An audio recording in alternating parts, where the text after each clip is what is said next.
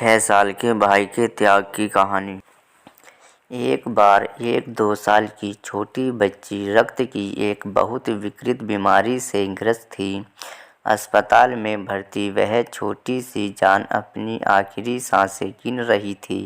अस्पताल के लोग उसे बचाने के लिए बहुत प्रयास कर रहे थे, मगर उसकी कमनसीबी थी कि उसके ब्लड ग्रुप का रक्त कहीं भी मिल नहीं पा रहा था। इसलिए एक आखिरी उम्मीद के तहत उस छोटी बच्ची के बड़े भाई, जो कि 6 साल का था, उसके रक्त की जांच की गई और उसका ब्लड ग्रुप मैच हो गया। फैमिली और डॉक्टरों को एक बड़ी राहत हुई।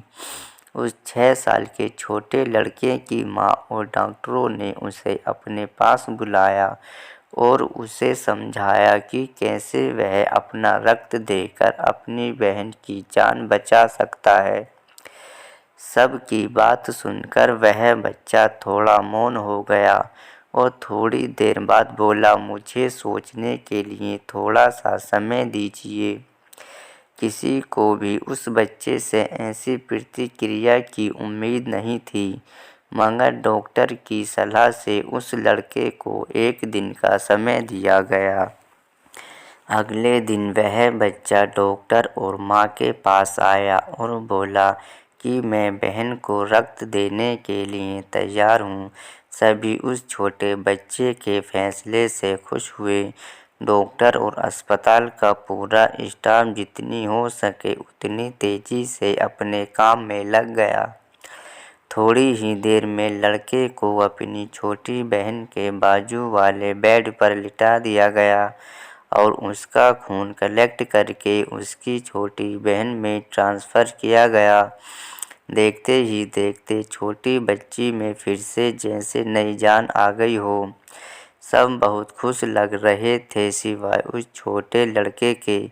छोटे लड़के ने डॉक्टर और उसकी माँ को अपने पास बुलाया और उनसे धीरे से पूछा कि अब मेरे पास जीने के लिए कितना समय बचा है। दोस्तों, आपको कुछ समझ में आया? जी हाँ, उस छोटे लड़के को ऐसा लग रहा था कि अपनी बहन को रक्त देकर वह अपनी जान उसको दे रहा है, इसलिए शायद उसने सोचने के लिए समय मांगा था। बावजूद इसके कि उसे लग रहा था कि वह अपनी बहन को रक्त देकर जल्द ही मर जाएगा, उसने अपनी बहन को बचाने का फैसला लिया। इसे कहते हैं बिना लालच के प्यार। दोस्तों, आपने अपने जीवन में कब किसी की मदद की थी? आखिरी बार आप कब वास्तव में निस्वार्थ थे? कब आपने वास्तव में अपने जीवन को जिया था और समस्या का सामना किया था? निस्वार्थ बनो, बहादुर बनो और प्यार करो।